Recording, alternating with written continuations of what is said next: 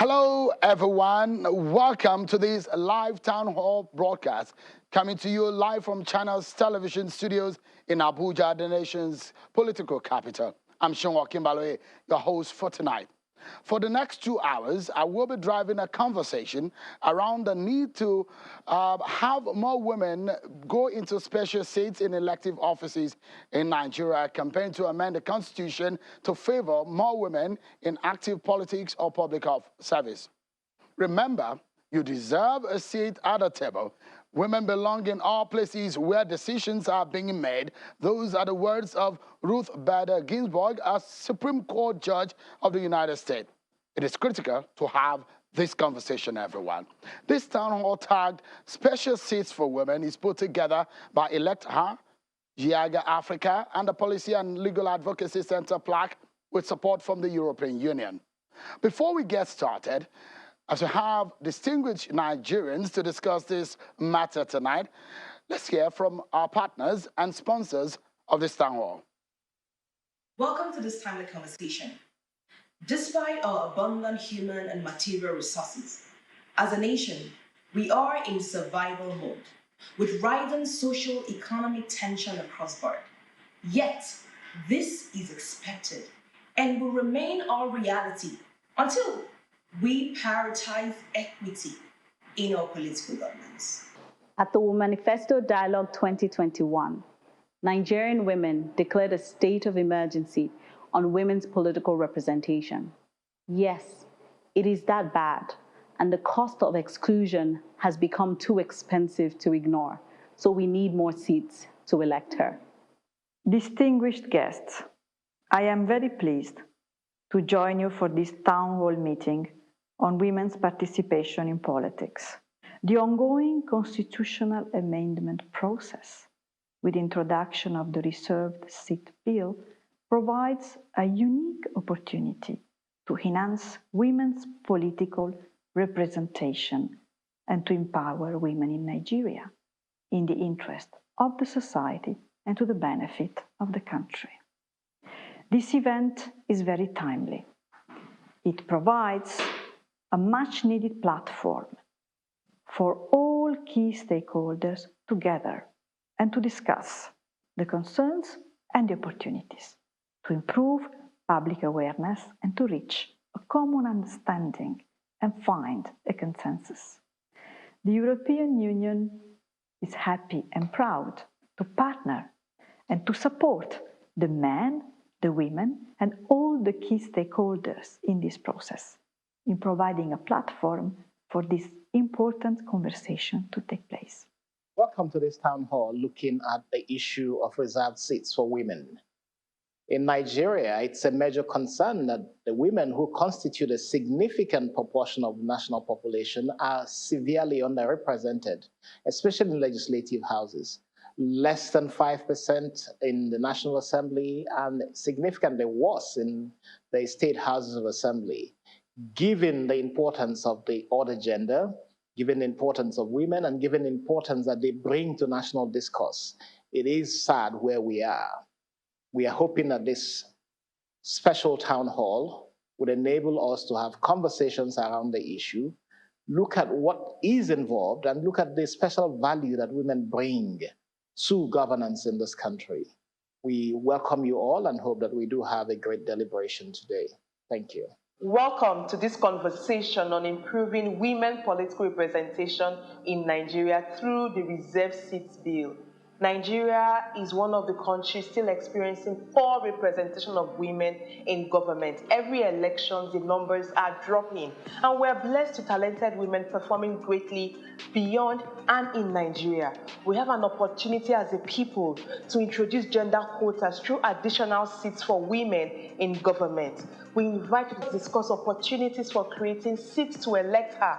For countries that increase women political representation, they have to introduce gender quotas in their constitution or in their laws. Nigerian women need Nigerians to work together to increase women representation in government through this legislative action. Come, let's have an open conversation and work together to elect women in Nigeria. What a time we're living in. The world is full of problems. The world desperately needs creative solutions. And women have so many good ideas about what can be done. But women face problems in making their ideas known. Women, let your elected representatives hear your voices in your local council, in your state House of Assembly, and even in the National House of Assembly. Dare to speak up and tell them what you think. And for those women, especially the young women who think that one day they might have the desire to serve in a public office, I say dare to follow your dreams and run with it. But we can't do it alone. We need our men. And so to the men who are listening to my words, I say, when a woman close to you aspires to serve as a leader, encourage her. Show her your support, because Nigeria needs her women. Heard it, some of the messages from the partners and the sponsors of this town hall. Let's give you some background on this very important conversation. It's all about special seats for women in the Nigerian legislature, a bill for an act to alter the provisions of the Constitution of the Federal Republic of Nigeria 1999 to create additional special seats for women in the federal and state legislative houses and for related matters has been proposed, sponsored by Honorable Nkiruka Onyejocha, the Deputy Whip of the House, the Speaker of the House, and several other lawmakers. Let me give you some additional information that will help drive this conversation. First and foremost, I've given you the idea of some of those who are sponsoring this bill. The purpose is to help remedy the low representation of women in legislative houses by providing for the creation of additional separate seats for women. Also, the implications is that there will be an amendment to Section 48 of the Constitution, amendment to Section 49, and amendment to Section 91, which means that there will be 37 additional women senators, 74 additional women representatives in the House, 108 additional women in the state assemblies nationwide, which brings us to the total of 37 Senate plus 74 House of Reps equal 111 seats in the National Assembly, and 3 per state in the 36 states, making 108. You can do the mathematics and you can see some of the breakdown for you right there on your screen. The status of the bill is that it is before the Senate and the House Committees on Constitution Review. Well, what are the steps that might be required for the passage? It needs adoption of 2/3 majority of members of the House, at least 240 members of the 360 members in the House of Representatives. It also need 2/3 majority in the Senate. At least 73 of the senators out of the 109 need to have their buy-in before this can be passed. The resolution of the Houses of Assembly of not less than 2/3 of all the states, that is at least 24 states out of the 36 states of the Federation, needs to capture these and pass it for it to go then, at the end of the day, a president's assent. So you might be asking, don't we have enough seats in the National Assembly? 109 in the Senate, 360 in the House of Reps. But these are some of the reasons why this bill is important, is to correct historical imbalances, male resistance to other options, poor ranking. We will see as we go on in the program what this means. The global gender gap, which is enormous. Nigeria is lagging amongst the nations. Even in Africa, you have several other countries that are pushing for special seats for women. So it's not a new thing. It's not something that we're just hearing for the first time. It will be good for Nigeria to domesticate it. So I'll show you a map that shows in yellow some of the countries that are practicing. Nigeria looks to one of those few countries across the African continent, and in fact in the world, who are not considering this kind of situation. And the list is unending as regarding the countries of the world that are considering this. So there you have it on your screen. Ladies and gentlemen, let's get started with the conversation. I have on the panel tonight very distinguished Nigerians who, in their own right, have the authority of their offices and perhaps their standing in politics in Nigeria and the knowledge of passage of bill and how things stand in Nigeria to make this effective. Ladies and gentlemen, join me in welcoming the chair of the House Committee on INEC, Honorable Aisha Aduku. Thank you so much, Honorable, for joining us tonight. Thank you. And the sponsor, one of the sponsors, the co-sponsor that is of this very bill, and the Deputy Whip of the House of Representatives, Honorable Nkiruka Onyejocha. Thank you so much for coming. Thank you, Sharon. And the man who will be speaking on behalf of the Deputy Senate President tonight is Mr. Daniel Bwala, a lawyer, member of the Lincoln's Inn, and an advisor to the Deputy Senate President. Thank you so much, Mr. Bwala, for coming. Thank you for having me. You might see her face and perhaps think, oh, it's been a long time I saw her face on television or on the floor of the House. Very vocal and very active when she was in the House. Honorable Unena Ukeje, thank you so much for coming on tonight, Honorable. Thank you, Sharon. And It's always a pleasure to be here. Thank you. I think it's best for us to start this conversation, ladies and gentlemen, but also welcoming members of the audience. Thank you so much, ladies and gentlemen, for coming tonight. I appreciate it. The conversation is not just on this part, it's going to be across this room, and we'll be hearing and sharing ideas on just how important this bill needs to be passed. Let's begin the conversation by hearing from the horse's mouth. Honorable Onyejocha, why this bill? Thank you, Sharon, and thank you, Electa, and our development partners for having us have this town hall meeting. I think the best way to go is what we are doing now. The thing about this HB 1301 is that it's born out of experience. I came to the parliament in 2007. Our number was not 13. By 2011, we were 27 female lawmakers. By 2015, it went down. And as we speak, like I said, just 13. And what's the problem? Is it that we do not have enabling laws to make sure that women participate, to make sure that we have more women in parliament? Because all the women in parliament, all of us, we are not doing badly. So why we're being dropped? It is because we do not have what we call justice according to law. Every time on the floor of the House, when you bring up women issues, including but not limited to bills, our welfare, the things that we need to have as a nation when you include a woman, knowing that when you put a man and a woman together, they do things and they bring good results. Of course, the Bible says 2 heads are better than 1. And going back to basics, God himself know that the men can't do it alone. And that was why after he created Adam, he said, he brought out one rib and said, let us make this one a helpmate. Understand? So it's not working. It has not been working. And when we go to conferences, they were like, what are you guys doing?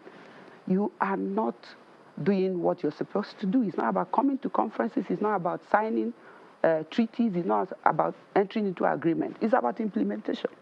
You're not walking the talk. And so we try to push for bills. How do we make sure that women representation is effected? And we tried all sorts of bills. We tried gender and equal opportunity bills. It didn't pass through first house, second house, and then up to today. And so we said, we were talking to this, our male colleagues to help us pass this piece of legislation that will include women in representation. And every time they will agree, but when it comes to proper voting, they do some magic, and everything will fall. So you are always overwhelmed? Oh, yes. The bill is usually downplayed. Point of order, constitutional point of order, section 42. There shall be no discrimination against any person. So you have come here. Did anybody give you any special seat? You. And after that, they turned it to, whose seat do you want to take? And at the time, during former leader of the House, Honorable Kogun, the wife organized the female, that's their wives. And we had conversations, and they were agreeing to let's have more women in parliament. And of course, at that time, I was chairing the House Committee on Women in Parliament. And one of our mandates was to make sure that the number of women in parliament is increased drastically. One morning, we were supposed to have like conference like this, or town hall meeting, whatever you call it. Then this Madam Akogu called me that the meeting wasn't going to hold. I said, why? He said the women called her the previous day to say, Auntie, please, oh, we won't be able to continue because we thought about these things. If we continue, that means it could affect our husbands. And so we're not going to agree to this again. And that process, everything, of course, collapsed. And it was out of that during Ninth Assembly, of course, you know that Speaker Femi Gbajabiamila is a he for she, is a gender-sensitive speaker. And so I was worried, and I said, something must be done. Since the appropriated seat or the entitled seat, nobody wants to leave. And even the ones we have, these men are ganging up, and they're taking away from us. How do we get out of this quagmire? All right. Let me bring in Honorable Duku into it. Is it a cultural problem or a political problem? Why does it look like the women's voice are drowning? If you look at the figures, it looks exactly the way I'm describing it tonight. 7th Assembly, it was good. We thought that it was not good enough. 8th Assembly, it became worse. In the 9th Assembly, is the worst that we have seen, at least in the last 15, 20 years in this country, the representation of women. You are very powerful in the House. The seat that you hold, do you feel any sort of intimidation or any drowning, or what exactly is not allowing this kind of bill to sail through? Thank you very much, Sharon. I want to downplay the issue of culture and say, you know, it is a deliberate manipulation by the men, because they know how to get us to come out and vote for them.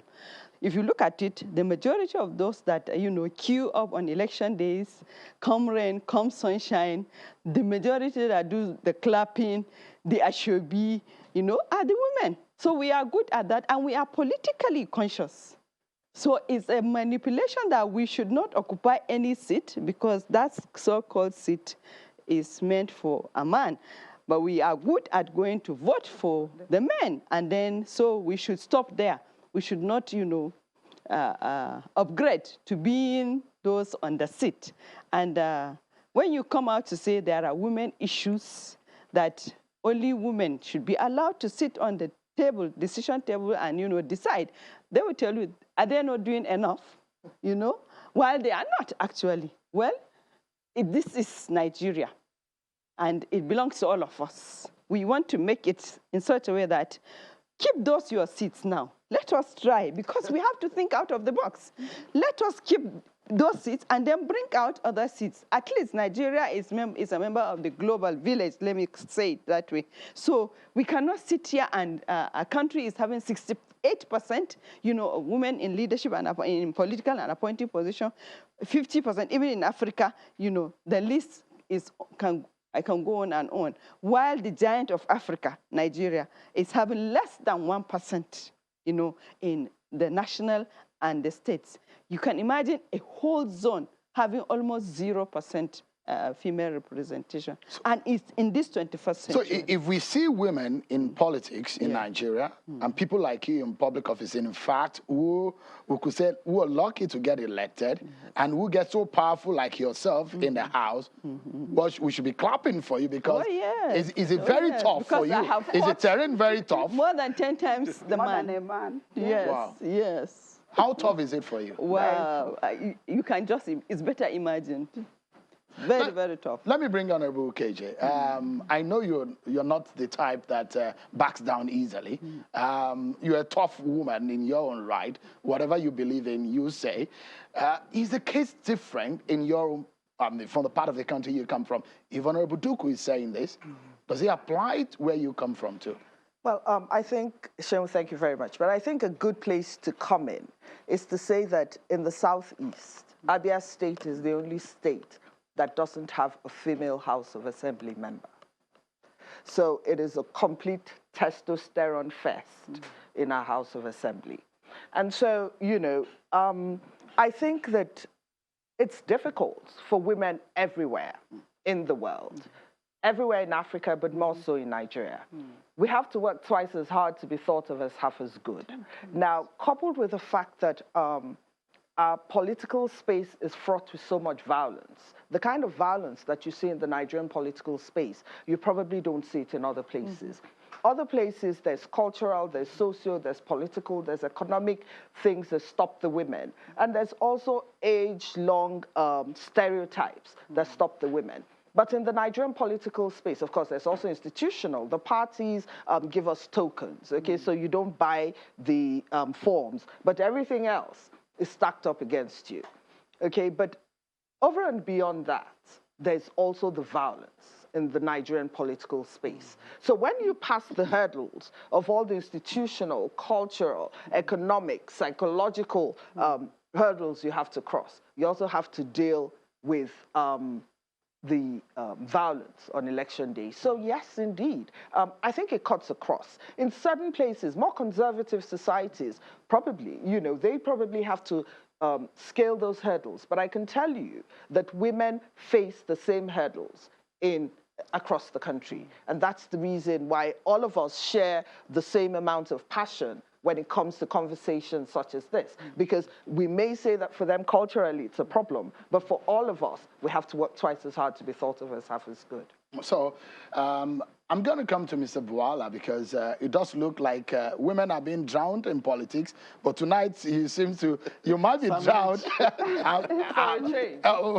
Intentionally, I sandwiched you in between the very powerful women on this platform. But Honorable, getting a space in a male-dominated arena is one thing. Having a voice is another thing, because for a moment they think that you do not even belong. Now having to speak up and say your mind and have your say, how tough has that been for you when you were in the House? I mean, it was tough, but I tell you what it is, and I always say this, that because the women in the House and in the political spaces are committed. In the words of Madeleine Albright, she said, now that I've found my voice, I'm never going to be silent. And I know that that works for all of us in the House, because, you know, we work twice as hard, we make our points, we constantly stand, and we realize that we're drowned by the sheer numbers. And so we scream, we do whatever we have to do, we negotiate. And so it starts out being tough, but I tell you what it is, that because most of the women on the floor are so competent and we put our minds to doing everything that we can, we earn the respect of the men before the year runs out. Do you agree? Yeah. Yes, exactly. So we earn the respect of the men.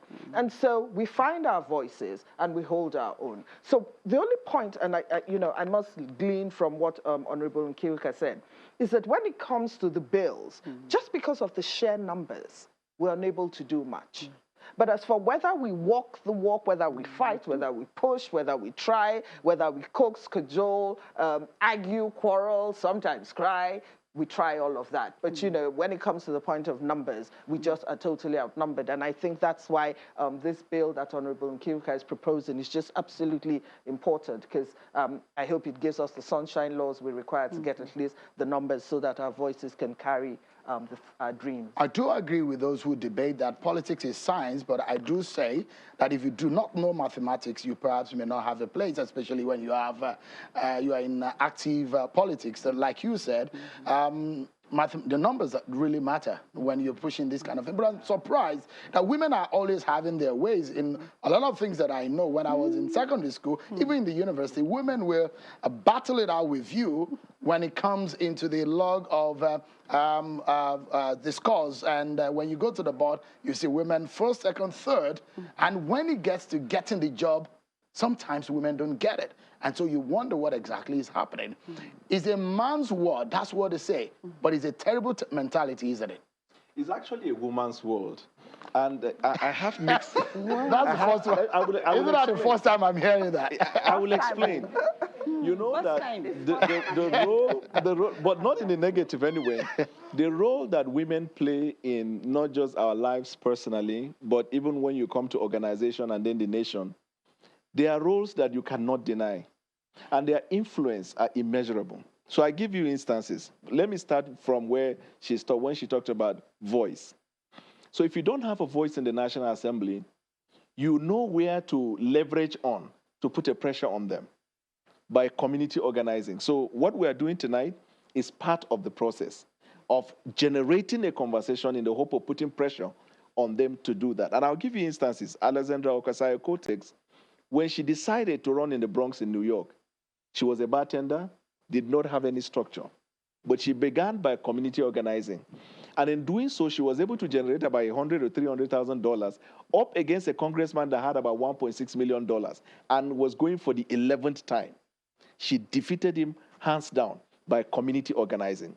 So in the National Assembly, take for instance, because of sheer number, in limitation in terms of numbers, the women are talking, but no one is listening. You can leverage on the constituency where these men come from. As you begin to put pressure, the people put pressure back to them. It's a magnetic force. But there is a global, in my view, there is a global hypocrisy, which is the reason why we have, in one part of the world, you will see progress. In another part of the world, you will see retrogression. So I give you instance. The first 10 most powerful countries of the world, they advocate for inclusiveness and inclusion of women, but they don't demonstrate that in their government. In the United States of America, until 2018, for the first time in the State of the Union address of Donald Trump, there was a bipartisan support. Why? Because they had the highest number of women congressmen that came to the Congress. Constituting about 23 or so percent, which is a little point something below the global standard, but it was a massive improvement. You would have thought that America should champion the cause. If you come to Europe, Latin America is leading in legislating women reserved seats. Can you imagine India, 28 years down the line, the legislation is still suffering? The Senate, if you have to compare that with ours, like in their Senate, they approve it, the House is not. In Nigeria, the House overwhelmingly are supporting it. The Senate, they are looking at it this way. Now, you come back to Europe. Do you know that the Europeans favor more of one appointing position? So if you go to most part of Europe, you have 50-50 in terms of appointment in the cabinet. But even then, the women complain that the cabinet position given to them are what they call low issues cabinet. They are not things that matter. The same Europe favor an arrangement where political parties will adopt this structure of giving their members tickets so that when they come out to election, they will win and then come into governance. Now, because they have led in many aspects of life, we would have thought that if they put pressure in this regard and demonstrate it in their country, Africa will pick up. Can you imagine? Rwanda is the one leading the world. In the whole of Africa, you have Rwanda and South Africa. And Africa and Latin America are up against the rest of the world on this matter. All right. I mean, if you look at it, in this country, we have a precedent of women doing fantastic stuff. It does look like we're comfortable. We sit very tight, and we're confident about the women handling our economy. Ngozi Okonjo-Iweala did a fantastic job. Ms. Ahmed is doing her own bit in this cabinet, although you have less women in the cabinet.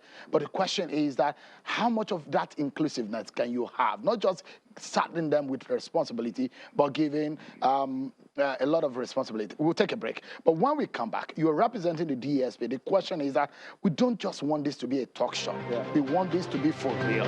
We want this to sail through. And how will that happen? We want to get a voice whether or not the DSP, as the chairman of the Constitution Amendment process, will make sure and give Nigerians a commitment that they need tonight to hear that women will have a place that they deserve in our politics and public service.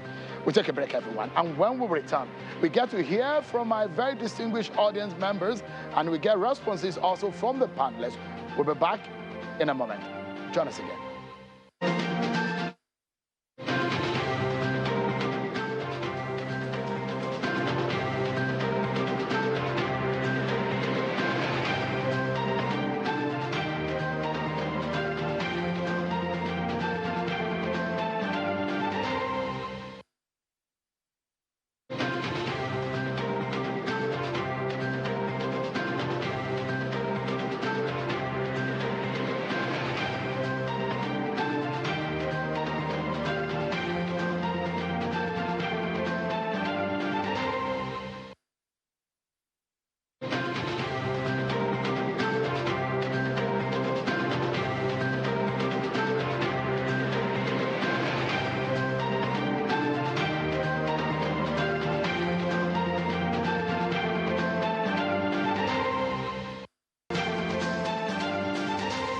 Welcome back, everyone.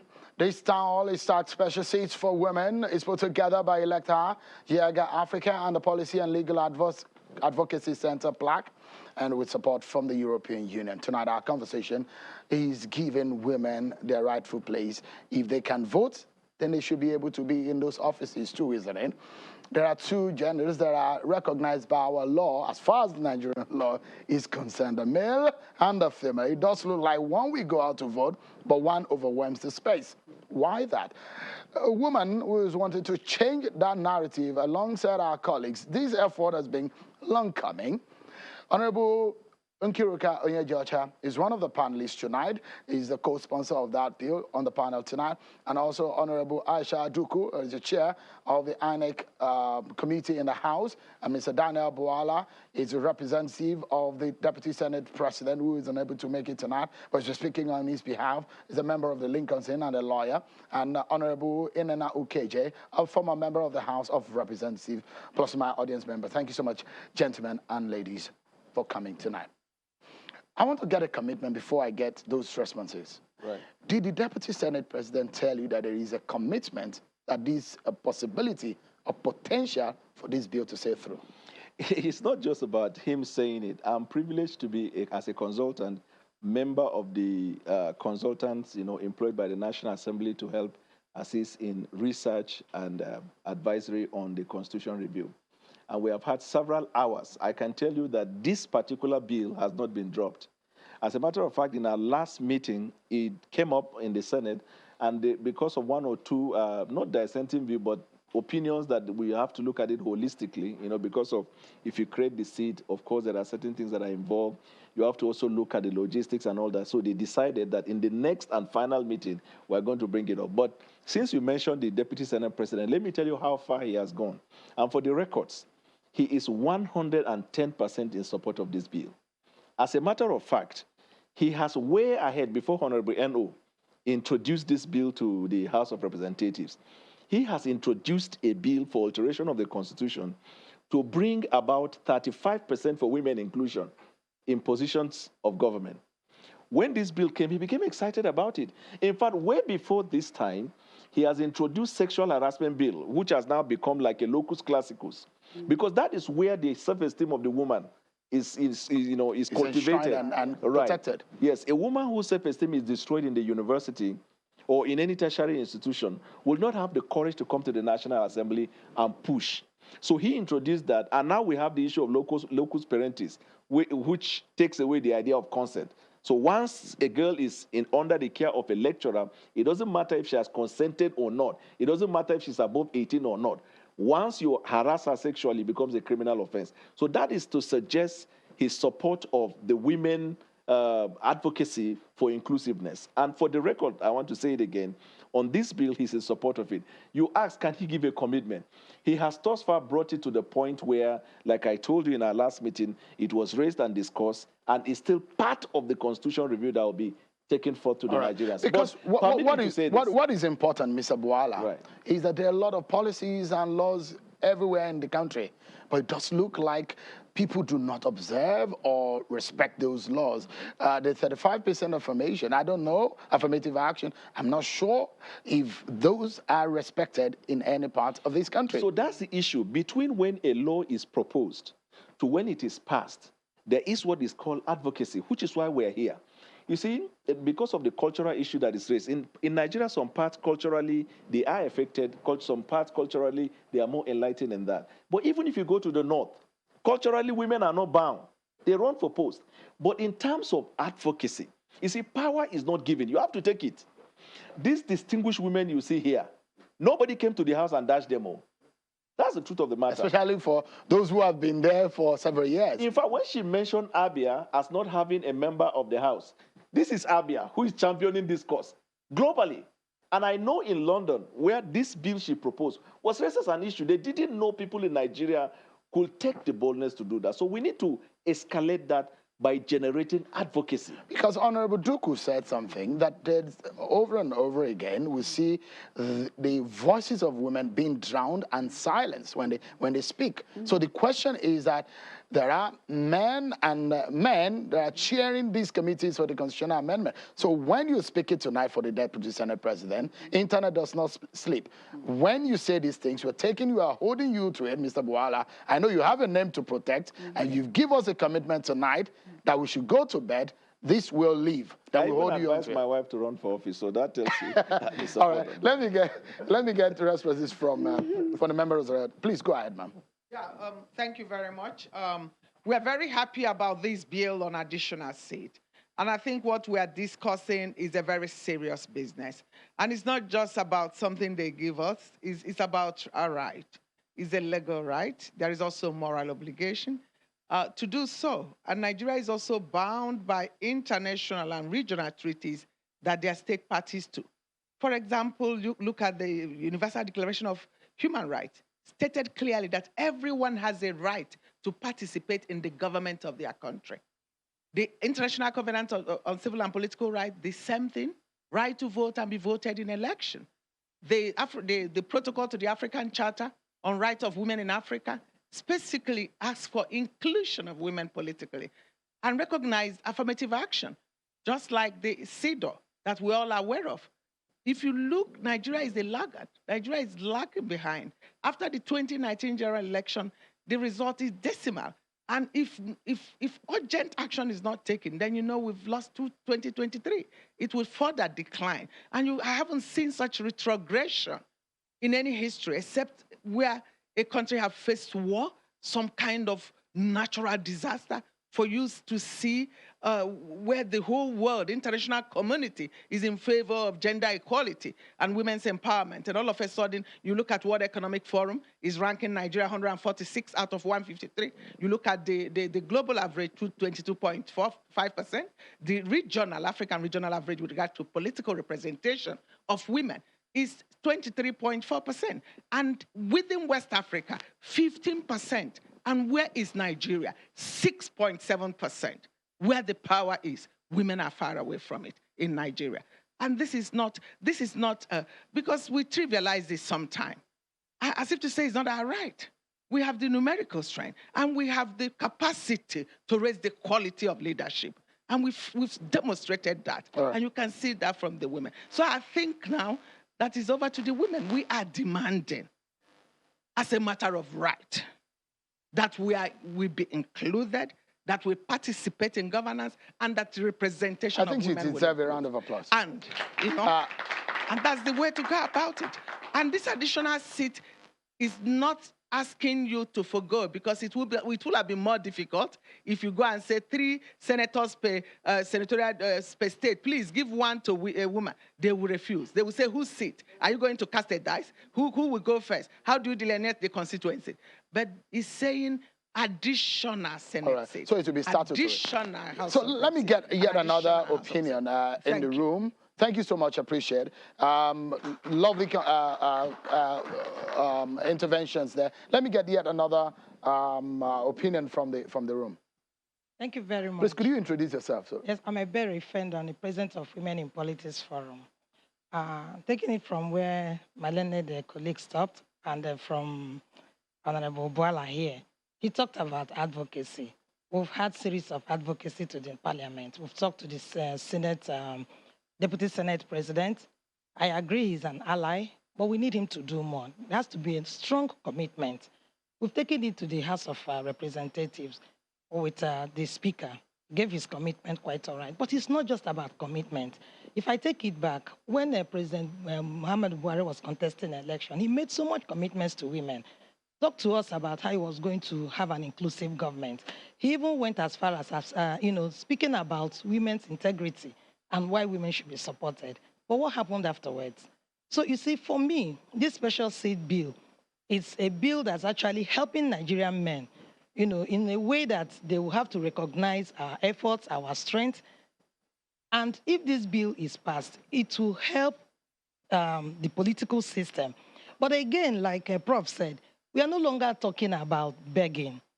I always, say this, and I'm very certain that we have taken this advocacy to the grassroots. Nigerian women are more informed now. And we requested that at any point this bill is coming up, it must be televised live. And everyone will have to vote on it individually because we need to know the men that are for us and the men that everybody should see what is happening. Exactly. And then after that, there will be a payback time. If they didn't vote for us, we'll meet them at the polling booth. That one is very certain. Thank you so much. Yes. Let me come to the floor. And look, I'm looking at the steps needed for the passage because that is a big deal, isn't it? Because the devil is in the details, and the details is how these numbers will work. Let me begin with Honorable Duku. What is your biggest fear in terms of the passage? Because you need the 2/3 in the House, 2/3 in the Senate. You also need 2/3, 24 states in the Houses of Assemblies. Yeah. Well, my biggest fear is not even in the state assemblies. It's with my own colleagues. In the House? At the House and at the Senate. Because if I wish Senator Olijimi were here with us to talk about what she faced during the Gender and Equal Opportunity Bill, you know. It is so sad that when issues like this are brought, even while they are not even sitting in the chamber, one person will go out and start calling, Senator Olijimi is here on the floor. Please come back, and let's kill the bill. It's so sad, honestly. That's what happens on the floor. Yes. And you know, as if we are foreigners or we are not there, the same sisters, daughters, wives, you know. We are not talking about even ourselves. We are talking about Nigeria and the future of Nigeria. So my biggest fear is the National Assembly. Your colleagues? Yes, our colleagues. Number one. But Honorable, let me put, you are a leader in the APC. Yeah. I mean, you spent several years in that party. Is there anything you can do in your party to rain this down on some of your leaders? Of course, yes. And we have already started. We have the woman leader, Okotete, who has led us in the amendment of the party constitution. We have done our best, and even with our leader here, Barrister Ebere, we have done our best to make sure that even in the political, you know, party leadership, the structure is changed. Because if you remember in the 2019 general election, during the primaries, there were a lot of women who contested. And what will happen? You know, to our disappointment, during the election, we saw that many of the women were just kicked out, you know, deliberately by the political parties. So, number one is my colleagues. Second is the political parties. Since we do not have the independent candidature yet, the next issue is the political parties. They need to be, you know, carried on board. Because Honorable Winana's party here, it was a tussle because I had women on my show who literally said the only space that is left for a woman is a statutory position, women leader. Even that women leader is not even assured. In some states, there are men that are women leaders. Isn't that funny? And campaigning, even right now campaigning that, look, even somebody is campaigning now. Someone right now is campaigning for woman leader. For the position of a woman leader. A man campaigning for the position. Yes. Honorable. So is it that there are men that do not know that there is you know, a creation by Allah subhanahu wa ta'ala called a woman, when in the Holy Quran it is innal muslimina wal muslimat wal mu'minina wal mu'min. God created a woman and mentioned it in the Holy Quran, and yet you are coming out to say you are contesting for the position of a woman leader, and some sensible people are there watching you, you know, and accepting it as a norm. Honorable Onyejecha, what is your biggest fear? I know you've seen a lot. Are you working with other people, governors' wives? In fact, the First Lady, are you speaking with people like that to make sure that this has a weight that it requires? It's a long road to stretch and a long road to walk in making sure that this is passed. Yes, before I say that, I have to tell you that this bill, like I said, it was out of experience of what we've gone through over these years. And Speaker is co-sponsoring this bill. All the female members are co-sponsors, and more than 100 men are co-sponsoring. The 85 that is being quoted was the first day that we assured them that, listen, it is not going to affect the seat you have. 360, remove it aside, this one is additional. It's okay, no problem. That's how they signed to it. And so they agreed. So you have 100 and something, about 120. That are behind this bill? Yes. So, and this is the very first time we're seeing this kind of signal or this kind of backing. For the first time. For the first and this time. is first time a presiding I think you deserve a round of applause too. Because that, I mean, learning from the past is giving you a leverage to move forward, especially when you have the speaker behind you. Yes, and this is first time a presiding officer is co-sponsoring a bill on women inclusion. Other presiding officers, sorry to say it here, once somebody raised constitutional point of order, he uphold it, and that's it. But this one, he said, I am signing into it. And immediately speaker signed, they said, people started signing into it, and especially our northern brothers. So apart from that, before we brought this bill on the floor of the House, because we know what it means for a bill to pass through first reading, and they will be waiting for the day of second reading. You don't need to even finish. Once you past say, second reading now? Yes, they will say constitutional point of order. So we moved a step further to amend the section 42 of the Constitution to say, except on issue of gender. You understand? So we removed that barrier. There shall be no discrimination. We said we must discriminate on the issue of gender. So that one now, after this one, nobody will come and say constitutional point of order. That's the so there is hope.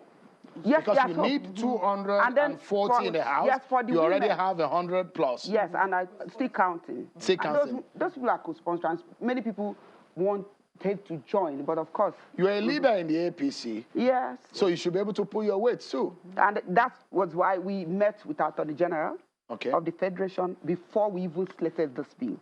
We spoke to a lot of people before we brought it to the floor because we didn't want this bill to have a steel bat. All right. Otherwise, we wouldn't have gotten to this. And then for the women, you're talking about governor's wife. We are working with the wife of Governor Fayemi. She's doing all her best to make sure that other state governors' wives are keen to it, and a lot of people. All right. And of course, I will not fail to mention our indefatigable Pauline Tallinn. Okay, the Minister of Women Affairs. She's pulled through executive, and every member of the executive, at least maybe 60%, are in all fours with this bill because she's done a lot. So let me bring in Honorable Inena here. I always discriminate against Mr. Daniel Boala in the order of recognition because it's a positive discrimination. let me hear from you. Interestingly, we have Honorable Dugu and Honorable Onyejocha, they're of the APC. The PDP, how far with your party? We're waiting for him to cross. For her to cross. Do you have that in mind? I beg your pardon? Do you have the mind? They said they're waiting for you on the other side to cross. Well, politics is very dynamic. But let me also say that that leadership is about consistency. Yeah. And we'll see. You were saying. So you take that home, Honorable Duku. Yes. Your preaching might be working. So no, you missed the part where I said leadership is about consistency. Consistency. So you're going to be consistent. I think you missed that part. Interesting. Don't worry, we know how to go about it. We know what to do. Let's share in your experience. Yeah. How do you think this can work? You know, I think that for the first time, as Honorable Nkiruka pointed out, we have so many gender champions. And I think that is an amazing thing that we've seen. Now, they speak to experience. But let me say that, you know, with the presiding officer, Honorable Femi Gbajabiamila, as one of the sponsors of this bill, is going to give it the fillip that it requires. And so, you know, you can't blame the men, quite frankly, if they're being territorial. That's all they know to be. But I think that what we're doing as well, and I think some of us don't. Okay, yeah. I'm sorry about that. But you know, I think what we're doing as well, by advocacy, having this conversation, throwing up the concerns of the men, saying to them, and I know that with this bill, you know, a lot of the concerns are going to be the size of government, the cost of governance, and so on and so forth. And I think that if we can walk through those conversations today and actually talk about them, talk about the merits, the pros and the cons, the cost and the balances of having more women in parliament, the SDGs, the common sense conversations about it, the inclusiveness of government. I think that, and we continue to tell the story in a way that, you know, identifies the concerns, speaks to the concerns, and creates some measure of calm within those who think that their seats may be on the line, that I think that it is something that we can do. Now, what do I think? As Honorable Aisha Duku said, our colleagues, we have concerns about them because, you know, I think that unless, and this is where civil society needs to come in as well, because civil society needs to tell the stories in a way that removes any opaqueness to the way that it is going to work, where there's real clarity. And of course, it will also behove on the political drivers to have the political will to drive it. But I think civil society must do a bit more advocacy. We must look at the numbers. We must look at the fact that, for instance, women are front, right, and center when it comes to conflict resolution. When you have women at the table, conflict resolution starts, it sustains. And then we look at how much we've spent, for instance, on insecurity in Nigeria, what Nigerian, more women in parliament can do, the cost benefits, 1% of the budget is only what we're asking for. I think those numbers have to go out, that if we have those additional numbers, it will only affect the budget by 1% as against the 8 trillion naira that has been spent on insecurity and so on and so forth. I think those are the kind of numbers that we have to throw so that the rest of Nigeria realizes that we're not expanding the size of government to make it unwielding, but we're bringing it together in a way that there's sustainability, there's inclusiveness, and maybe hopefully we can meet the SDGs for 2030. I just love listening to you. I could forget myself and not pass it on to another person.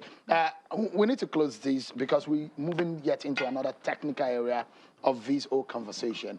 We're looking at how it's going to play out on the floor, but there are another conversation about the advocacy and the other part. But I wanted to close this section for us, Mr. Bwala, the hopes and the aspiration of this bill and what needs to be done. Is there anything that has been left out? Yes, but this is in my personal capacity and not that of the Deputy President of the Senate. You know, political parties are the primary fulcrum where the discrimination starts. If a woman secures presidential ticket in Nigeria, a woman will become president if she can secure a ticket from her political party. But it is skewed at that level. So my suggestion would be that if this bill, if it has not already taken care of it, if they can amend it to also provide that political party shall observe the provision of XYZ in their primary and election process, so that whether they like it or not, at primaries or Congress and primaries, they must ensure that a woman emerges for the position of Senate. So once she gets to the final election, there's nothing anybody can do. A woman must win in all the political parties. But if it is not reflected in political parties' constitution, then that means a particular political party that is pushing for that will favor it, and then you will not see it endure. So political parties, in my view, are the foundation. That is where either they are skewed or they are promoted. It is that we have had a speaker in this. We're out of time, but I see that Honorable Duku and even Honorable Ina, they're nodding in the negative. No. This particular bill does not need this primary that they will be. They will screw. The bill is seeking that for each election, it has to be contested by women alone. Okay. That's it. So Party A, PC, Party PDP, YPP, ABGA, or any party will bring in a woman. Yes. Special. For that seat. Honorable Duku, you're on the same plate, right? Yes. All right. So about 36109, we must push that the parties should ensure that at least let there be at least 2 women in a state for these 306 also, because the competent women are that's thrown away during primary. And besides, after primary, any person that the party brings wins election. Why don't you ask yourself a question? Why will even people who are not competent, once they make the primary, they win the election? We're due for a break. What a conversation that we have tonight. I don't know, I could enjoy talking about women in politics as much as I'm enjoying it tonight, but there is another dimension to it. But I must sincerely thank the panelists tonight because we're going to have some new fresh faces after the break. Thank you so much, Honorable Duku. It's good to see you tonight. Honorable Onyejocha, thank you so much. Mr. Boala, thank you so much. Honorable Nena, it's a pleasure having you. I do stay, not so fast. We take a break, and when we come back, the conversation continues. We look at the other side of this conversation. How do we move this forward? Stay with us. We'll be right back.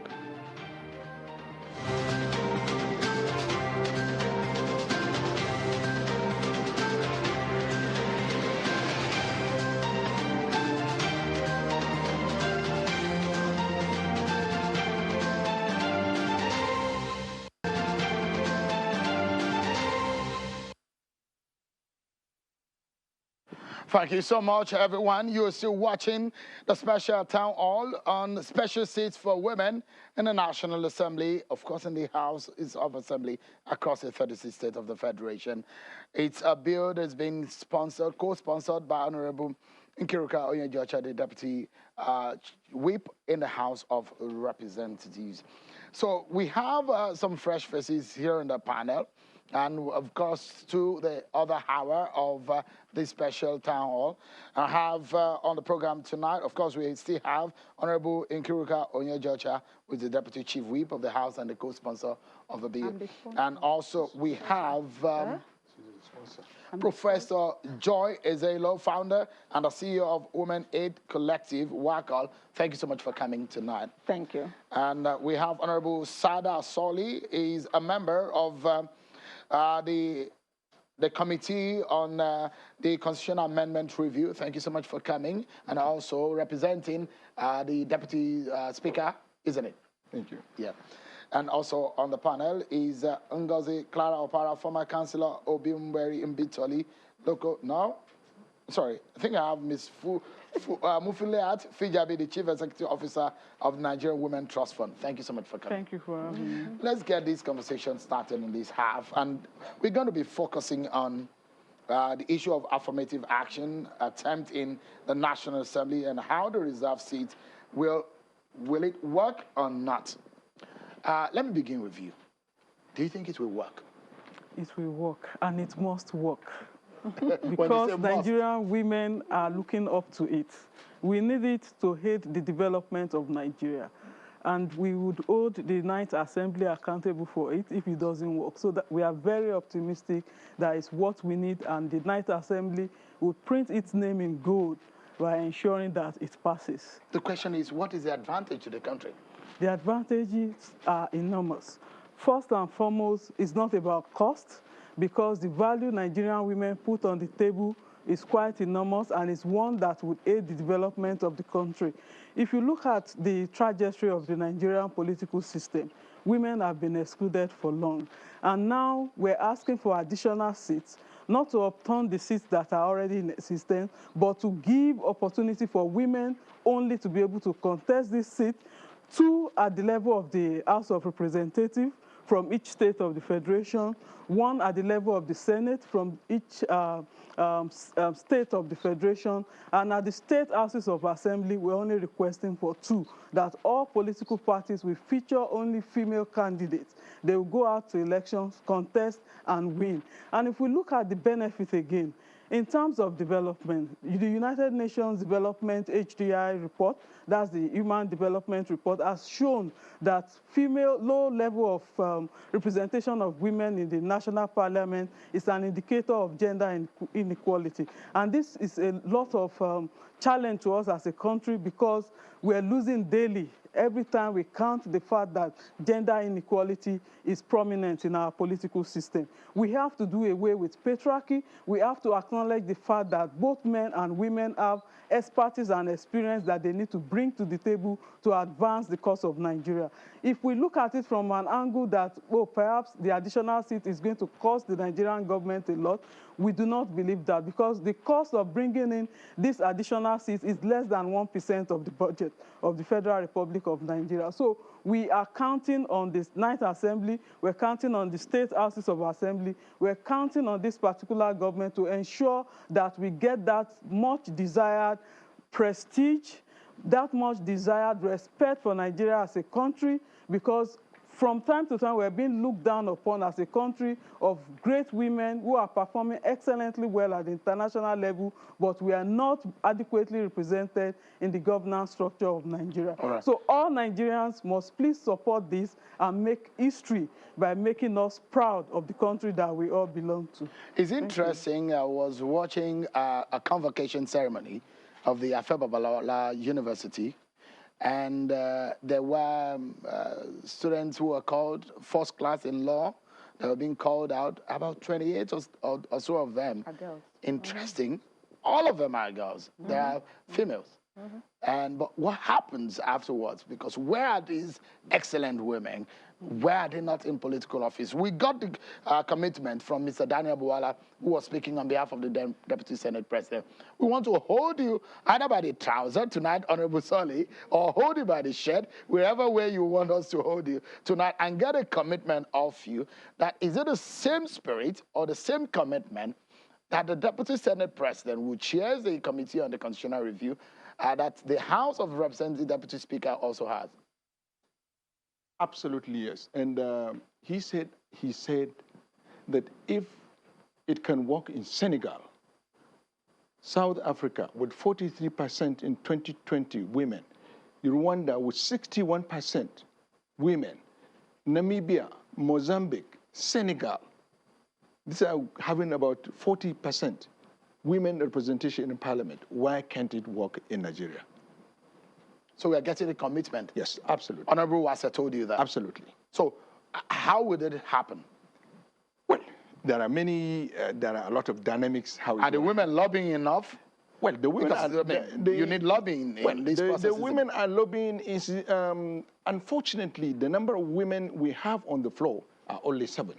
But what we need and what we require for women outside to intensify more lobby on the parliamentarians. Remember, the 360 members of the parliament represent women across the country. And men. And men. Largely women. Largely women. What do you mean by that? You want to break it down?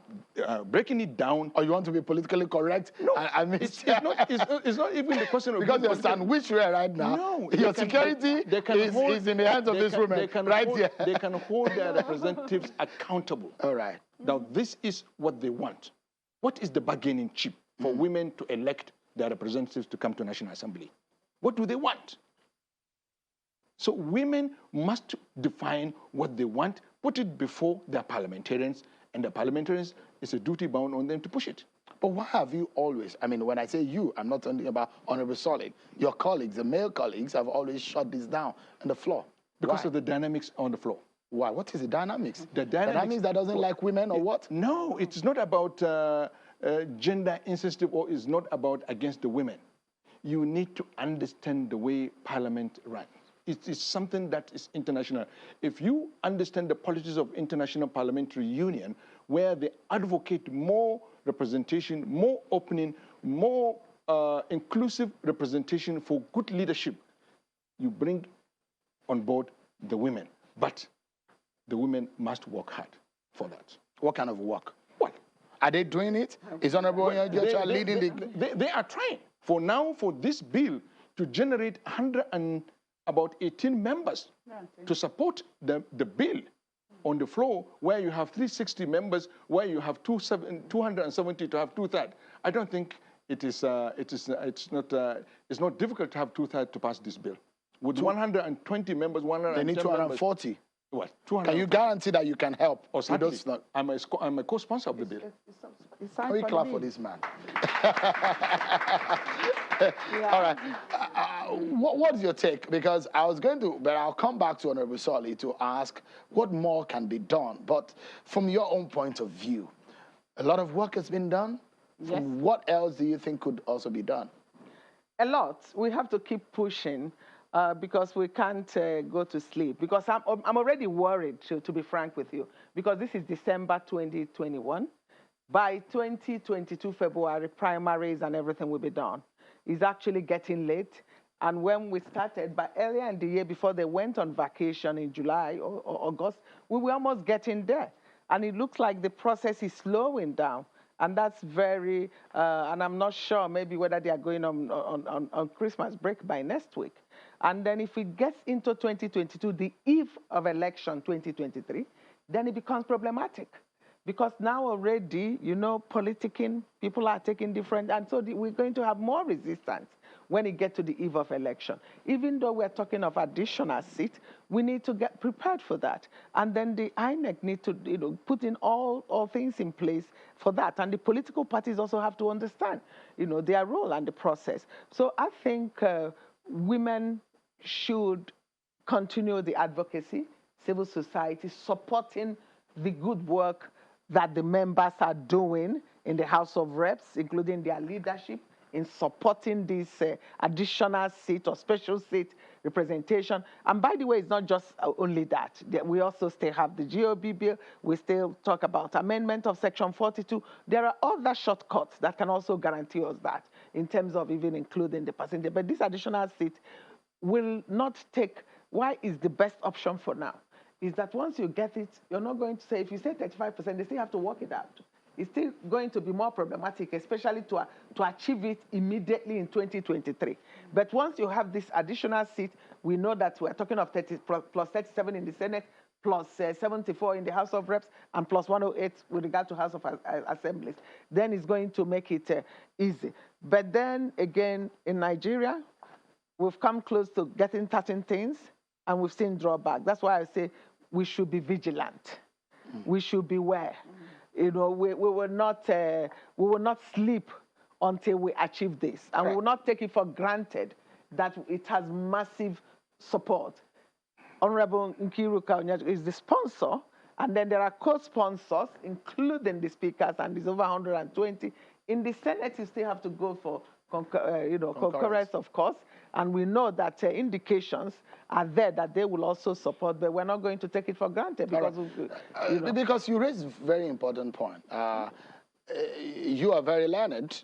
You've raised a very crucial point there. But let me get Honorable Onyojecha too. Is it late in the day? How realistic is it? Because it's not late in the day if we have the political will to push it. Because can it happen before 2019 election? 2023. Honestly, it can happen because we've not gone past the constitutional review process. Okay, we are still in the committee stage.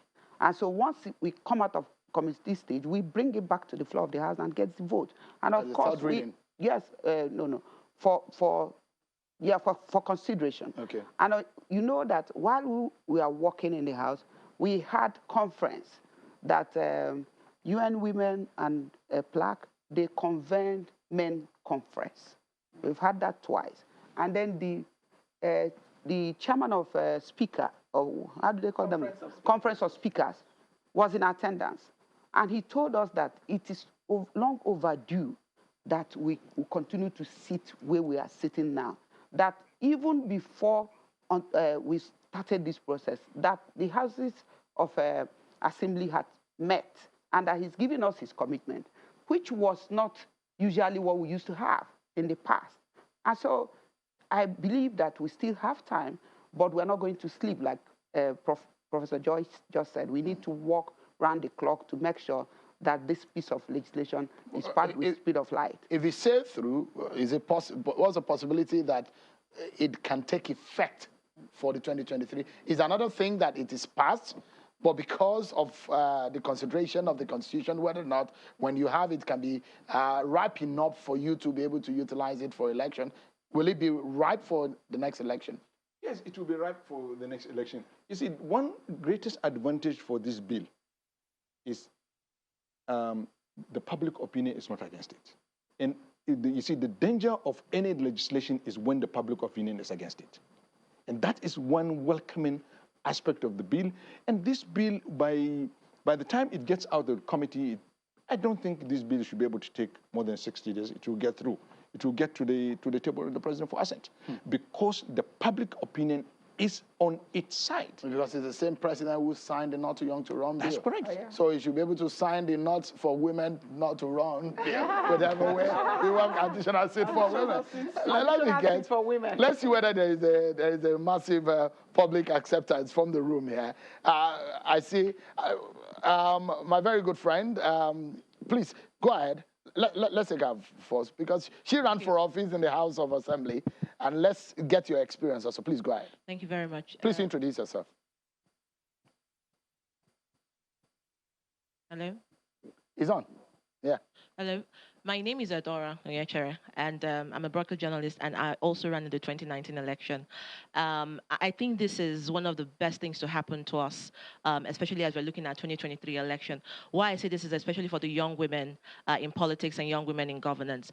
I remember that, you know, sometime last year, 2020, we saw the UN Women launch the Generation Equality for young women to get into office, to get into governance, and also participate. And I think that what this does is opens a door, a wider door for younger women to get into that space. The Not Too Young to Run bill, well, has been passed, and we are still testing it, and how many young people really are in office. But with this bill and finding voice to it and having it assented to, you will see that the Not Too Young to Run bill will not only be experienced in principle, but through the organization and the lobbying and participation of young women in office. I mean, you're looking at more women at the state assembly. Some states don't even have women at all, and I think that's where we start to practice that principle. So, like, you know, Alhaji said from Women Trust Fund, I mean, it has to be passed. It's not a negotiation. It's not something we're lobbying. Whether the women are doing enough or not, I think the bill has found its voice. And I think that this is a time for all Nigerians, because for the next generation of girls to participate in politics, this bill must be passed. Thank you, Adara. Adara ran for office.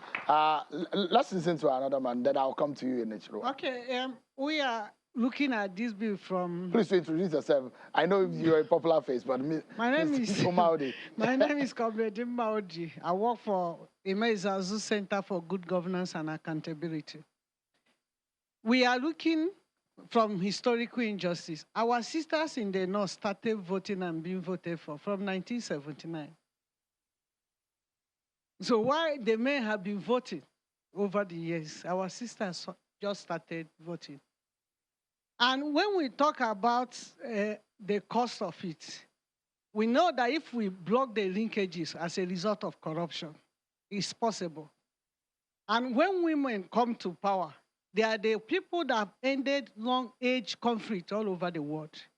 This conflict all over the country will come to an end because they bring compassion and motherhood to the table and integrity. Most of the women have integrity to the table and to the governance. So the bill is long overdue. Nigeria is a country built on two engines, but one have been running and it have not been running efficient and effective. Which one is that? The male engine. So we need both engines, like male and female engine, to run. We have 22 years of civilian rule, nothing to show for it. We still have second highest number of maternal mortality across the globe, after India that has over 1 billion population. We have almost the highest out-of-school children. Women can change that narrative. We should change the engine. Yeah. We should try the second engine. We are going to try the second. The two engines will work side by side, and things will begin to work. Right. If the women start doing well, the men will follow suit, and everything will be beautiful. The country of our dream will happen in our lifetime. If the men continue with this bad governance, it will not happen. Let's join. And most importantly, Sheung, it's a temporary stuff. It's just for 5 election cycles. And by then, we know women will find their feet. Let's try this special seat for women. It's for the good of Nigeria. It's good for the humanity. Because if Nigeria gets it right, Africa will get it right. And we will all be better for it. Comrade, thank you so much. Always interesting perspectives there. So let's hear, are you in support or you're not? Thank you very much. My name is Bukola Ido from Kimpa Development Initiative, the Secretariat of Supporting Advancement of Gender Equality. I think taking it from the perspective of whether women are doing enough or not, I think they are doing enough. And for the first time, you see 120 signature already, and then so that is a done deal. But however, from supporting SAGE efforts, now which have been able to meet 36 states, speakers in the federation, we've been able to meet them. All they said is that they were waiting for this bill to be passed.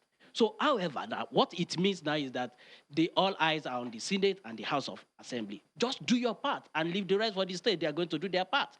And I think it's now coming back to the issue of the cost. Now, it is, I mean, what we have presently is that Africa is losing $95 billion because we are not closing the gender gap. However, look at the percentage Nigeria is actually losing in billion in dollar from that. Now, let me give you another statistic that I have here, and I think, Honorable, I'm going to share this with you. Now, Nigeria is going to save 66.4 billion now every year. Naira or dollars? Billion naira every year from defense spending if you are able to close gender gap, most especially in political offices. Why? Because, you know, there is what we call WPSI, which is Women, Peace and Security Initiative. When it is established, when you bring women on board, now even men are ready to sign agreements, peace treaty, and when women are involved. So we are likely going to save 66.4 billion from our defense spending. So, you know, that is huge. And again, look at this data, which says if you're able to close this gender gap in the politics, then we are going to increase our GDP by 5% by 2025. Now, so nobody should be talking about cost here, because what we are going to gain is actually more than what we are going to lose. And as a good businessman, you know, as a good business people, you put in money to gain more. So if you look at, okay, for instance, if you say we are going to spend less than 1% according to the data, now, I mean, you gave just now, less than 1%, I mean, which it talks about 18 billion is what we are going to spend annually. And then look at 18 billion compared to gaining 64 billion. Just from one sector. So I think it is long overdue. Usually we have to look at the cost-benefit analysis of this. And Honorable, and I'm saying the Senate and the House of Representatives, it is time to pass this bill, and so that Nigeria can double up its economy. Thank you, Bukola. I'll take one more response from the audience members. Please go ahead. Please introduce yourself. Yeah, go ahead. My name is Honorable Ngozi Clara. I'm the former Ubimberi councillor. Oh, great. How difficult was it for you to get into office? That's where I want to. That's where I want to come in from, because you know I had to like even engage people because of this issue today, and they are like, why would women need special seats? Why don't they go? Since they say they can stand. You hustle for their own seats. Yeah. Why should they want it to be given to them on a platter of gold? And I tell them, women have been running against men competitively in every sphere of their lives, in education, in health, in every circle. But the point is, when it comes to politics, what is used to judge women is far much more than what is used to judge men. And the practical truth is this: send somebody to put a poster of a woman who is running for election. Send another group to put a poster of a man who is running for the same office. You are going to get a practical reaction that is going to it doesn't shock me anymore, because I come from the grassroots. It's going to shock many of you. Some of the reactions you are going to get when you see the poster of a woman is, men don't finish. Meaning, are we out of... It is supposed to be for men. Why are women running? That is the point. They are trying to, from this... That's a cultural problem, isn't it? That is a cultural problem which has been there because of a patriarchal system. Over time, we face these challenges. I run for election from the grassroots, and I know the hurdles I went through. Now, if that one doesn't play, they bring the issue of marriage. Is she single? Is she married? Is she living with a man? Does she have a child? These things, they don't use it to measure men when they run. They get automatic tickets. And somebody said, if men have to run to get it, women shouldn't be given a special seat. No special seat for any gender. I said, no, you're not giving women special seat. Sorry, the issue of special seat is actually not new. Men have been receiving special seats since they were born. And I asked this question, did a man contest with his wife for the headship of his house? No. It's a special seat. Automatic special seat. Thank you so much. We're different, Frank. I'm not discriminating, but we actually differ, because it's a time issue. Let me just round up this. The thing is, the terrain judge women differently. And so women need this special seat to level up, to come up faster. Then when we come up faster, we probably may scrap it because it's a temporary thing. It's a temporary measure to fast track our involvement because our involvement has been seen to be necessary, urgent. So this is the time to do it. Thank you. Thank you, Honorable. We're due for a break. I wish I could allow her to go on, but I need to come back to this side of the divide. It's getting more interesting, and you perhaps are saying there are more reasons for us to have this special seat for women. Today on this program, I'm on the side of women, and all the way, we're pushing for special seat. We'll take a break, and when we come back, our conversation continues. Stay with us, everyone.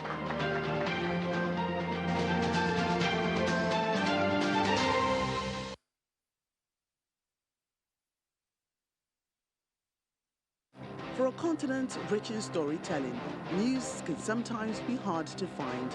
Network Africa takes you deep into the heart of the continent, covering Africa like no other, with correspondence and analysis from across Africa and the world. Come with us on a journey to Africa as you know it, and what it could become. Network Africa, weekdays on Channels Television.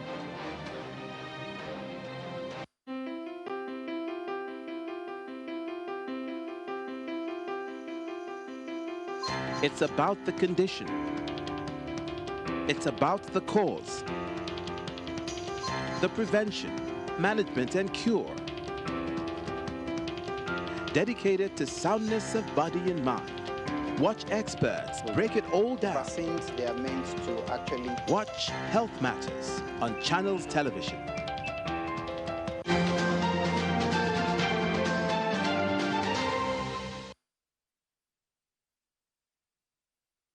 Thank you so much. For some of us, now we do not want to hear it's a man's world. At least for today, let's say it's a woman's world. And hashtag sits to elect her. Tonight, that's the conversation. Let's get back to this side of the divide and let's get talking. What's your take, especially from the experience of the former councillor there? Okay, actually, she has just given a real practical field experience of a woman going into politics, contesting election, and then coming out. And that's the reason why we're saying that this additional seat will move us to a level where we need to get to and in real time. Oftentimes, the patriarchal nature of the country makes it cumbersome for a woman to actually come out to contest. We must also see women's participation not as an addendum, but as a necessity that can make us get to where we need to get to. If we look at it from since Nigeria gained independence, you know, the level of participation of women have not been given much recognition, whether in terms of becoming an elected representative or in terms of appointment. We even have a national gender policy in place, you know, that speaks to 35% affirmative action. Most times it's not respected. And most times after each general election, we do a review, we brace up, you know, to ensure that we get women there so that we can achieve the much desired development. But you find that the absence of the necessary legal framework, which this additional seat would address, is not there. You know, so addressing the gap of the necessary legal framework, you know, is one of the very critical steps, you know, towards closing gender inequality in Nigeria. And if you look at the kind of political system we run, you know, you cannot rule out the role of money, the role of money in politics, and the role of godfatherism, you know, where even when the women struggle, at some point the ambition is cut short. You know, and you cannot also rule out the role that political parties play. The political parties, at times, they've concluded negotiations on who is going and who is going. And most times, they leave women out. Do we need to take that fight? Because Mr. Boala said as much before he left the stage, that in the political parties, there needs to be that conscious effort in because if you get to that point, you say, oh, is your seat a go now? And there might be not as much support that the women will require. Do you need for the political party to rise up to the occasion? We need the support of the political parties. And the political parties also need to understand that for this particular additional seat, we're not taking the existing seats. We need this to close the gender gap in governance. While women are still free to contest in the normal other seats, and we expect hopefully good results, we're not pushing the men out. Rather, we're putting forward a process that would enable the process that would bring about growth in the country. So they should see the process as one that is good for women and is also good for men. Right. We're not pushing them off the track, but we're saying that they should give more space for women to be able to participate in the governance of Nigeria. Women constitute almost half of the population of Nigeria. But like my sister Amma said, the country has been running on one engine. We need the two engines to work together. Because when the pilot tells you that there seems to be some problems with one of our engines of this plane, everybody begins to panic. So when Comrade Imaudi says, we've been running on one engine, I was panicking somehow. Honorable, she raised one very critical point here. You've been running for office for years, so you can be able to share your opinion on how that would play out. Godfatherism and money. It will play a major factor. How many women will have access to those? Well, you see, that is a serious consideration for bringing women on board. But I think some of the basic principles of this bill is not even to take everything to the political parties. If we borrow from the other climes, the political parties may not even play a role in bringing women on board. What the Senegal do, what the South Africa do, Rwanda, Uganda, Mozambique, Djibouti. I think this the Nigerian Women Council of Women Society will be given a slot. The Nigerian Youth Council will be given a slot to bring a woman. Nigerian Labor Union will be given a slot to bring a woman. And then the advantage of this bill will also open a space for women to contest other seats that the men are contesting, or whoever is contesting. So eventually, you may even get more than 34 minimum number of members of women on the floor of the Senate, because they'll be given the same equal opportunity on the platform of the political parties to contest elections. So this bill, we must not, my fear with this from the perspective I'm seeing, the women folk must not see this bill as a contest. No, because ego can come in, then chauvinism can come in, and then the shenanigans in politics can come in, and they will lose out. So, but are you saying that the ego of the men needs to be massaged? And women are very good at that. They must take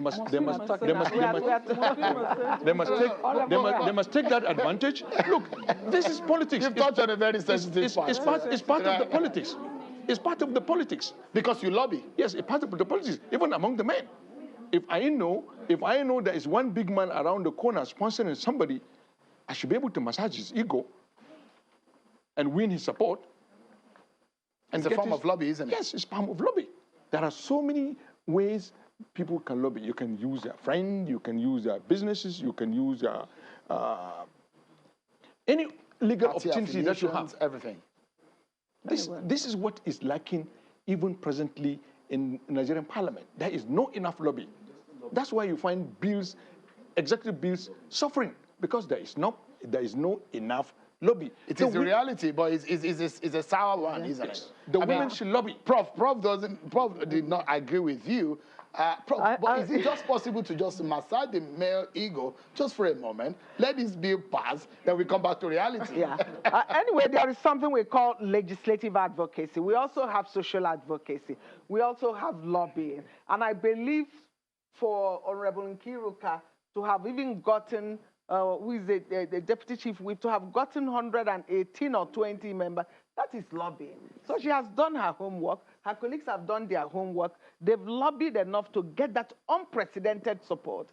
And I know that as civil society, that all of us here, stakeholders, have done our mappings about linings and how some of the legislators vote, including those that we never support. But then we will still reach out to them, because we can't say we will not reach out to you because we already know how you vote. But also on a serious note, it's also about demand for gender accountability for the country, because there is a state responsibility, even on Nigeria, based on the international and regional treaties they've signed, to make sure that they also adopt such affirmative temporary special measure, that is affirmative action. And we have a bill, and it has gotten this massive support, and the public opinion is in favor of that. And since the public opinion is in favor of that, international community opinion worldwide is in favor of women's greater representation of women and participation of women in governance. And that's where we are. And I believe, yes, we're not going to be limited. We're not limiting ourselves. Some people will be focusing on social advocacy. There are those who will be focusing on legislative advocacy until we get it. And even where we get it, our work is not done, because then we have to make sure it is implemented. So you don't agree with the ego massaging? No, I'm still coming back to that. Because that could be subject to different interpretation, you know, and we want to just be very, very, very clear and use legal measures. We know if you talk about I'm a lawyer. I don't want any unlawful method. It's not unlawful. I know lobbying is not unlawful. But then we agree that we have to lobby. Yeah. We agree we have to release the media. Like this town hall, can you imagine millions of people watching this around the world? Yeah. They will also add their voice. And the First Lady, her voice is added, the Governor's Wife Forum, they've all added their voices. They all want to see this come to fruition. It is the men, Nigerian men, let go. Let's go a little bit. Look at other African countries.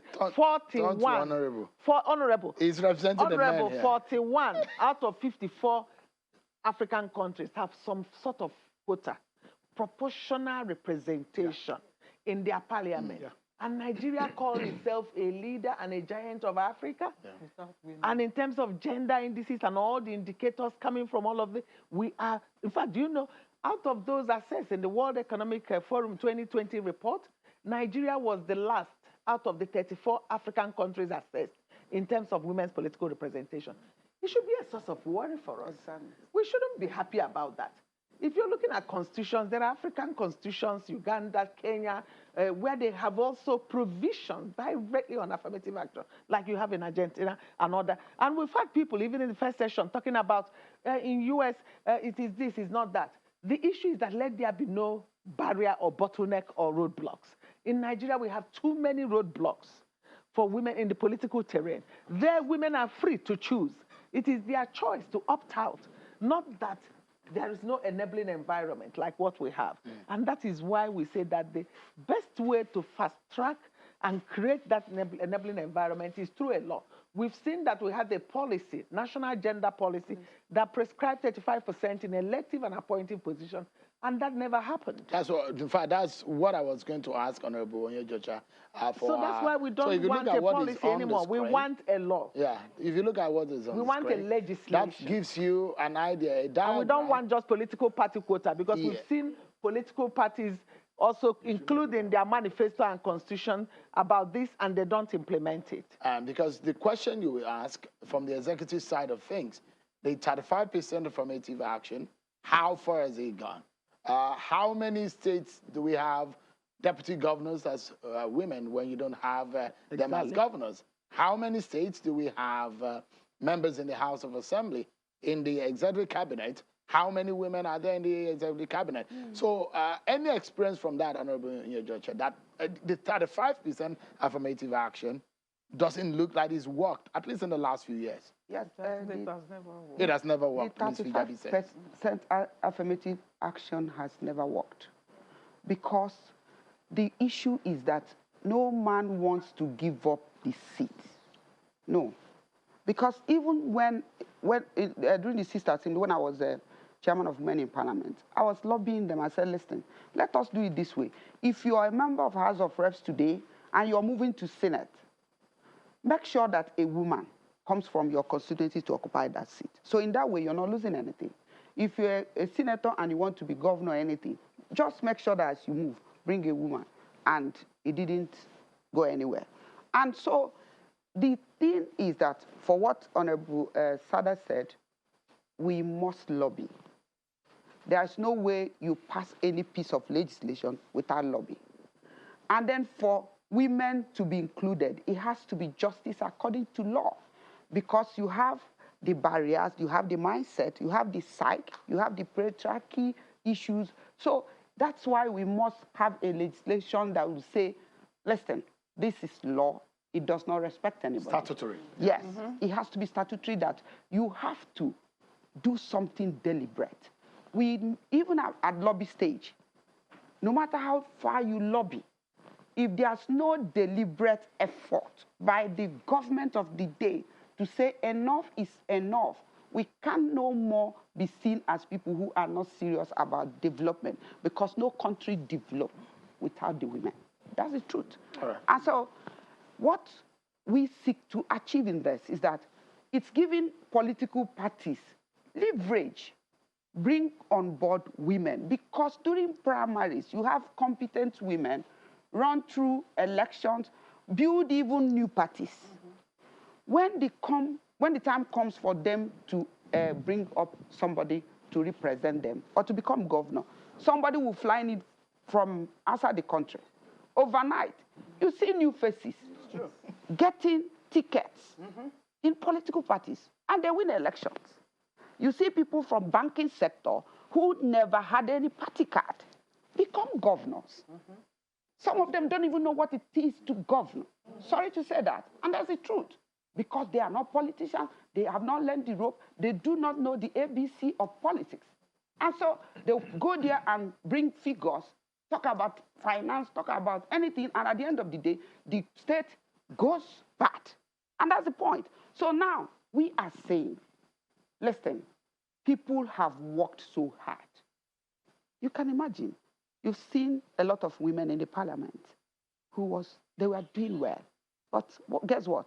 Primary. They will just throw them out. And so this time around, I was a member of Constitutional Review during 6th Assembly with Betty Apiafe, with Honorable Sada. We went to Cross River State. We lobbied this man, and Honorable Bethel Amade was all in force supporting us. We were rejoicing just for 20% of inclusion of women in political parties, according to WIRE's panel. So we wanted to push that to legislation. We carried that report. Guess what? 1 minute inside the Constitution Review Committee, we got only 3 votes. My vote, Honorable Betty Apiafe and Bethel Amade. All the 50-something men, they voted for yourselves. Yes, they voted against even inclusion in party formation. We are talking about party formation, that a woman can be secretary, a woman can be chairman, a woman can be financial secretary. You raised a very crucial point. But there's one thing that Ms. Fijobi said earlier, godfatherism and funding. I know you have mastered the craft of getting yourself funded for election, but how easy when women now start coming into the fold? Where would this money come from? Because we need money to run for office. Campaign financing. Yes. Campaign financing is enormous now. It's huge. It's very, very huge. And that's why we still insist that let there be deliberate effort for the government to support. Give us enabling field. And we have competent women that will run on this special seat. Me, I'm not going to run for special seat. You run on your own. I'll run on the usual 300. I love that confidence. Can you please come? It's not for me now. What do I go and do with special seat or additional seat? It's for these women. It's for people that they will just muscle out for no reason. You know, somebody don't like your face. Of course, you know I was in PDP. People didn't like my face. I moved to APC and I won my election. Okay? And so, for the funding, we have competent women that will compete and run the election and win the election. What they need is just this ticket to be in the ballot. All right. Let me allow some more reactions from the member of the audience here. Please introduce yourself. Okay, my name is Juliet Isi Kaire. I'm currently running for the position of Councillor Kubwa Ward, Barrier Council. I'm going by the list, we're just 42 women out of 498 men. 498 persons who are running for various positions in FCT. I really want to commend Honorable Nkiruka for this timely bill for the sponsorship. It's indeed necessary at this moment. I would like to say that this bill is going to encourage women to actually run for elective positions. It will actually pave the doors for women to actually vie for this position, because now people are going to see how competent we can be.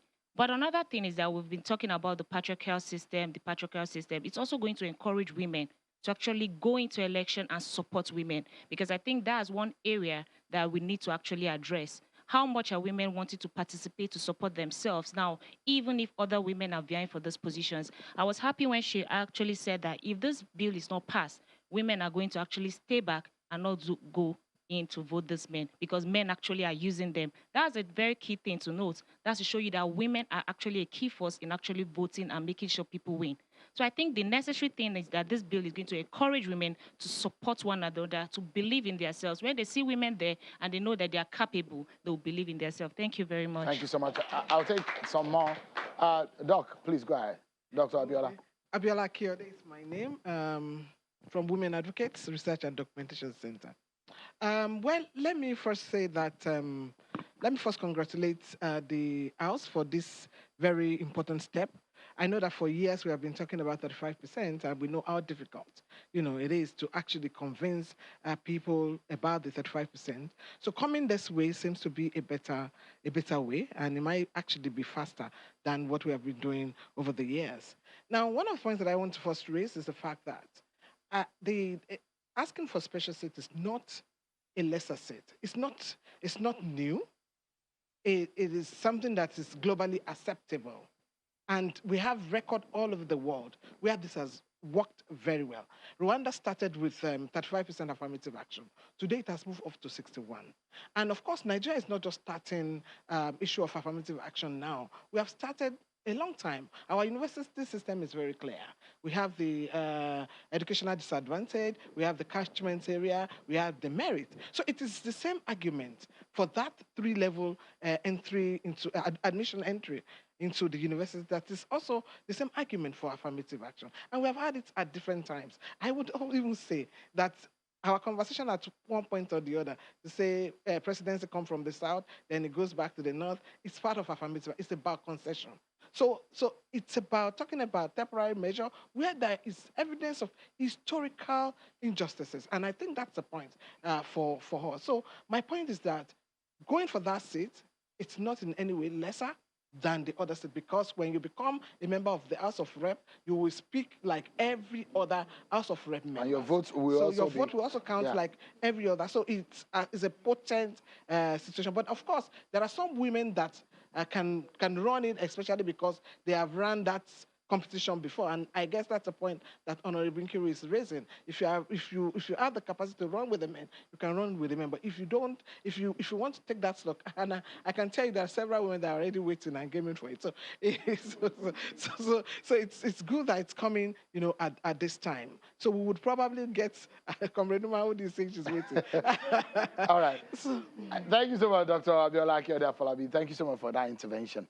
I guess one way, because for some reasons, Honorable Onyejecha, if you don't know, this is something like an incubation and opportunity for a mentorship program also for women who have been thinking, how can they get into the scene, and they don't have the idea. They have always thought that it's a man's field and they cannot get in, but they're knowing now on China's television that anybody can get into the fray and they can really get an opportunity.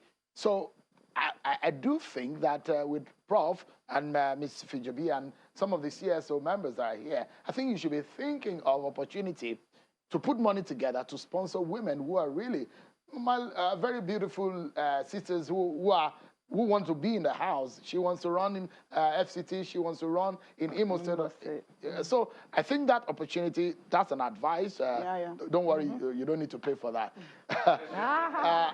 Let's wrap it up by bringing the point home. We've talked about the necessity. We've talked about going forward. But there is still one thing, the fear of whether or not, because our conversation is a town hall. This is a representation of Nigerians. But when you get to the floor, you will hear the members of the Senate and the members of the House say, we are the representative of the people. Some of us are the representatives of the people here. And we have said that there is a need for the special seat. You say what? You hear the Kazueres. So, Honorable, I'll start with you. the commitment that this is going to work, that this is not just going to be a talk show? Why? I mean, I don't think anybody should have any hesitation or any fear that this is not going to work. Any legislation that is not going to work in the House, the indications will always show. A legislation that has a support of 120 members, inclusive the presiding officers, you can be sure, Banker, that legislation will work. So we can bet pinky promise, yes, that this is work. You can bet on that. Okay, that's good news. You can bet on that. We'll take that home, and it makes a lot of people in this room smile. And trust me, you probably get some more votes in your constituency. The women who are watching you right now who think that this man is... All right. Incidentally, more women voted for me than the men. Wow, of course. So we need to keep so that. That's it. Ms. Fijabi, your final thoughts. He was part of the people who were speaking languages to the men to get more signatures. Wow. That's another clap for Honorable Sada. So you're wearing a hat that tells us that you might be representing your constituency, but you also have a heart for women, which is good. Why? My backbone in life is a woman. My mother. That's good. I thought you were going to talk about whether or not you have 4 wives. Because that's one thing that one of your colleagues said. 4 wives is a man's ability. They have one wife. Okay, we saw that happen on the floor. So many things happen on the floor. So, Ms. Fijabi, your final thought. My final thought on this is that if the additional seat works, it lies within the power of this current 9th National Assembly. If it doesn't work, it also lies with them. But I'm very hopeful and optimistic that the 9th Assembly will write its name in gold by making history for Nigeria, by ensuring that this additional seat passes during their time. Thank you so much. Prof, your final thought. I think the time is now, and there is no going back. And it has to be for 2023. Women we have to get the representation we want. We're not going to, because we need, we're challenged. Human security, human development, social issue, health issues. It is the only way we can raise the quality of leadership, and then also bringing issues that are closest to the people, and giving people opportunity to become, to realize their potential, have a livelihood. The fastest way to that is to elect women. Look at Rwanda. It speaks for itself. And I was recently in Rwanda. And by the way, I was also part of drafting of that constitution of Rwanda in 2001. And look at development That's today. another woman doing wonderful stuff. In Rwanda. Thank you so much. If you look at development now, with the number of women in parliament and how the country has become even the attraction of other people from outside Africa. Now they are going to host this and this. Everybody goes to Rwanda. So we need that to change in Nigeria. A democracy that is not engendered, or development that is not engendered, is in danger. Thank you. Food for thought. Honorable Onyejocha, the sponsor and the woman who is going to give us a final word. Nigerians, I want to ask this question. Why will you want to be rated as someone who does not want your women to participate in governance? Having the Okonjo-Iwealas, having the Aminas, having a lot of women who have made their marks and who are ready to contribute to your development and to the insecurity situations in this country. I believe you do not have any other choice. Elect her, elect the woman, support this bill. The president gave his commitment during 2019. 2022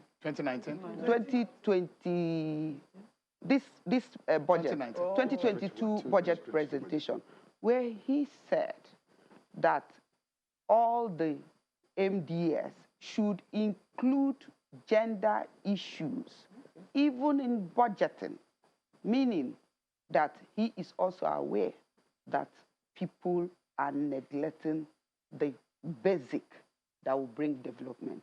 So please join us to support this bill and make it happen. Thank you so much. What a beautiful note for us to conclude this town hall. Thank you so much, Honorable Nkiruka Onyejoche, one of the sponsors of the Situ Elector and the floor of the House. Thank you so much. Prof, thank you so much for coming. Honorable Sada, thank you. And Ms. Fijabi, thank you so much. And my very wonderful audience, thank you so much for your contributions and your participation. Thank you so much. You deserve another round of applause for yourselves. Thank you. And this is the note where we will end the show tonight. The responsibility now lies in the two-thirds that will make it happen, in the Senate, in the House, and in the houses of the Assembly. But I must give my salute tonight to every brave woman there, Nigerians who have gone outside of the country and done us proud, and those ones who are also in public service, who are doing us proud. We salute you tonight. We may not have every time on television to salute you, but on behalf of all the men, we salute you tonight. Thank you so much. And that's how we end the show for tonight. Thank you so much, everyone, for watching. I'm sure Kimale. Bye-bye.